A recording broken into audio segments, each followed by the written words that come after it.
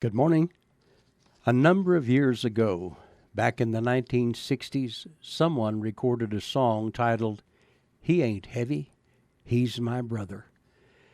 As I understand it, the song was recorded as a filler. In other words, the performers of that song never expected to do well at all. But to their surprise, the song not only did well, it did extremely well. What was the explanation for its success?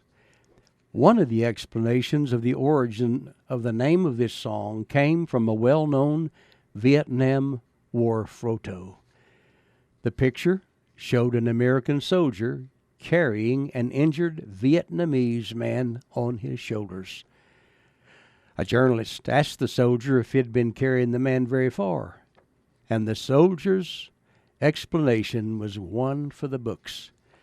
The big burly soldier just smiled at the camera and said, "He ain't heavy.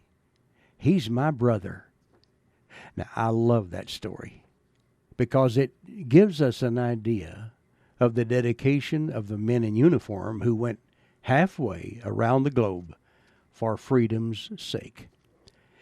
Obviously, most of us probably won't find ourselves halfway around the globe and in need of someone to pick us up when we've fallen. But there'll be good times in life, and believe you me, there are going to be a few bad times. Some days we'll be on top of the world, and on other days, well, it might be an entirely different story. We might just feel like the whole world is sitting right on top of us. And by the way, as I look around each day, I fail to see anyone who has a halo over their head. We're all flesh and blood. None of us are perfect. None of us. Not in this lifetime. We often stumble. But the good news is we can get back up and go at it again. I read about one little boy who was overheard talking to himself, and someone saw him striding through his backyard, baseball cap in place and toting ball and bat. The kid was saying, "I'm the greatest baseball player in the world." Then he would toss the ball in the air, swing and miss it. But he was undaunted. Oh boy. He picked up the ball, threw it in the air, and said to himself, "I am the greatest baseball player ever."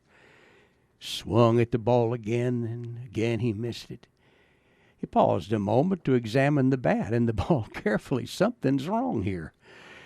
Then once again he threw the ball into the air and said, "I am the greatest baseball player who ever lived."